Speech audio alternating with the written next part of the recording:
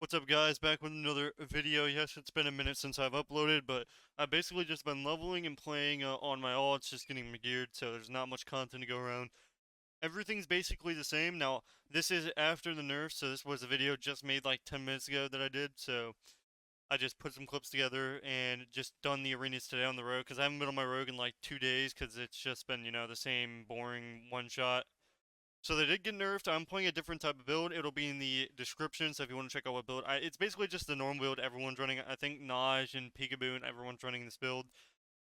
So here we actually kill this guy. So with the priest's help, and my Shadow Strike ends up getting him from 100 to 50.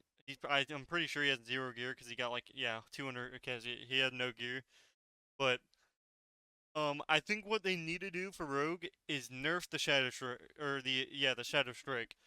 So I'm playing Rogue, and I know Rogue when it's too strong. Now, versus Plates, it's not that good. Like, it's still killable, but it's nowhere near how it is right now. But in general, I still think the Shadow Strikes are a little bit overtuned. Now, it's only when you Blades, so maybe nerf Blades a little bit. But that's if they nerf other classes. So, like, if Demo Lock got nerfed, DH. So, if they actually wanted to go in and nerf certain things, because, like, I don't think anybody else should be getting nerfed until DH and Demo and Affliction Warlock are dealt with. Same thing with Fury Warrior. Fury Warrior has to be one of the best self-healing classes in the game. Now, here I was AFK at the start, and you will see here how this warrior ends up going to outer space. So I'm AFK here, I'm watching some YouTube, and I realized I got into a game. I was like, blah, whatever. So here I just end up popping off a little bit. We end up getting a huge crit with our Shadow Strike. He ends up walling here. I end up evasioning his heal, and at that point, he's pretty much dead. I don't know why the warrior was so focused on trying to kill me. He could have just, like, got out of the bomb, but, he was ready to kill me, and it wasn't going to happen today. But yes, I still feel like Shadow Strike's too strong in general. Like, on your blades, it just hits too hard. Now, I think the Cold Blood Echo got a big nerf. It's, like, max hitting for 60Ks, which is fine. Or maybe, like, the 70Ks, but I haven't really hit anything over a 70K right now. So this is a two-rogue situation. I kind of knew my Weir was dead the moment he held his trinket. So you'll see here in a second. He gets legit 100 ode. He ends up walling at 100%. So this is wall at 100%, and he ends up getting taken out. So through wall at 100%, which was kind of. I mean, if two rogues are popping off on you, you kind of have to trinket, especially when they're spamming their shadow strikes. So as you can see, my shadow strikes are really hard, like more than my. So here, instead of my shadow striking, I should have sapped as soon as he vanished. And what had happened is I would have got him out. Thankfully, I blades him out. I end up vanishing because I don't have a dance. It gives me an extra dance here. We actually end up killing this guy. We're going cheap shot, and then we're going to disarm him here. So this is just a game of holding your trinket. You only want to trinket if it's necessary, to where you have to trinket. Because if you trinket, like if you trinket a blind right there, you're going to die. Because I have no shadow dance up. I have no vanish, no cloak. So the main goal is to kidney him off DR, which is coming off in 2 seconds. I can barely see it.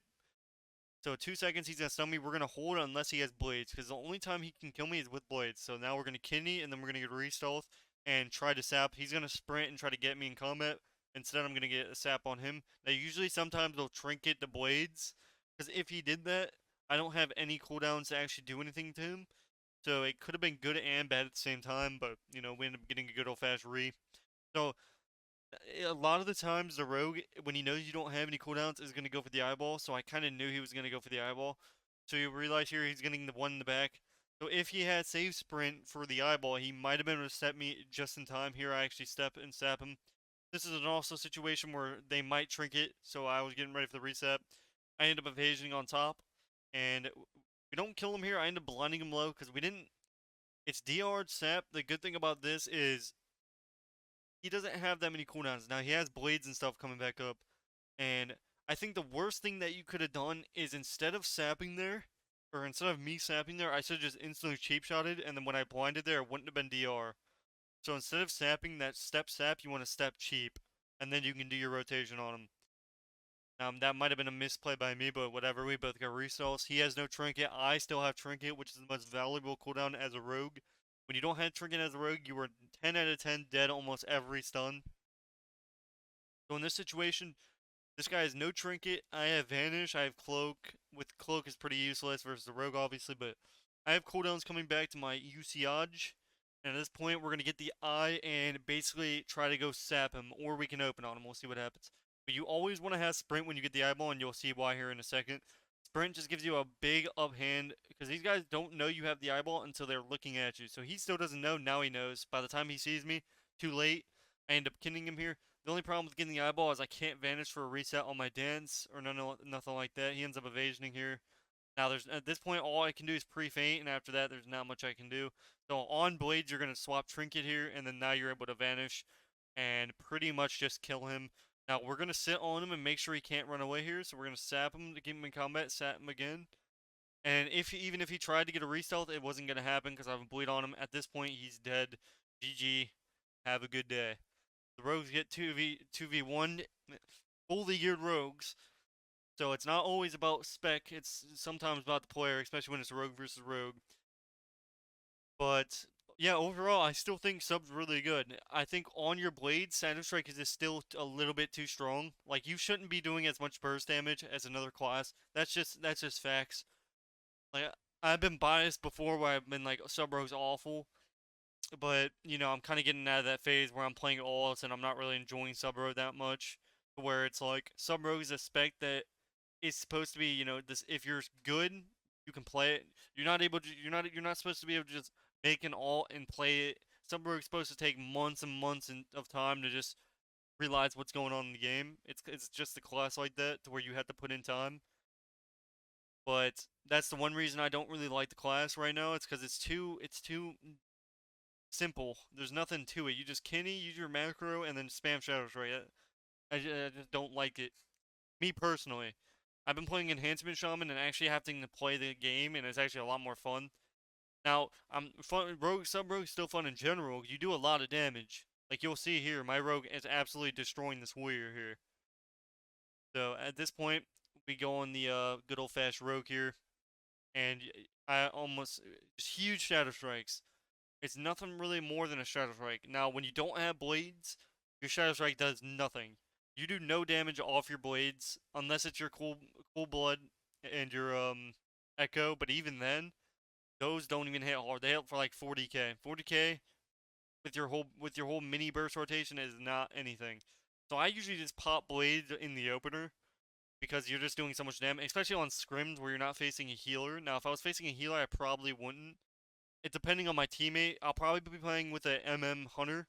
So MM Hunter or Sub Rogue, so we'll have a lot of content of that. I have my you know friend doing Hunter, and we're gonna be doing a lot of alts with him as well. So this situation, this is where Affliction Warlocks get annoying. It's their bleeds.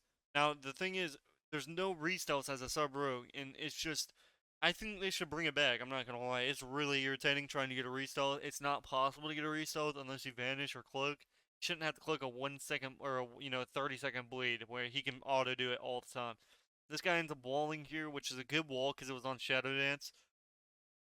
As a Warlock, this is what you want to do. You want to save your big wall for on burst and your death pack for basically all off of dances. This guy is 100-0ing me with a pet and 3 bleeds. So I started at 100%. I'm at 30% now. Before the lock has even gotten in my line, I am almost dead. I had to forcefully cloak here. At this point, I killed the thing. Now I'm going to run and try to get a re-stealth and then sap. So I get a re here, and I end up sapping him. And pretty much the rest of the game just goes by. This guy mistakenly walls and ends up losing the game. Now, that's the wall right there. He pre-walled. That's what lost him the game. If you just wall on a Shadow Dance, you're not going to die. If you deathpack on a Shadow Dance, you will not die. So this situation, we're going to get a mini opener here. He ends up trinketing. Trinket and coil. And we end up, getting a little bit more damage. He ended up deathpacking here, which was really bad. The reason is that's bad is because my Shadow Dance was ending. So you want to save death pack for the next Shadow Dance. Like I said, you have to save it for the start of a Shadow Dance. Because I had 2 seconds left of my Shadow Dance. It probably would have gotten it down to like 20% max. I had 2 seconds left. It's not going to hit him for that hard. I end up blinding him here. At this point, we're just waiting for the DR, all that. It's off DR right now, but at this point, we win the game. And hopefully you guys enjoyed the video. And I will see you guys in the next one. Comment down what you guys want to see in the future videos. But appreciate everyone watching. And I will see you in the next video. Peace, peace.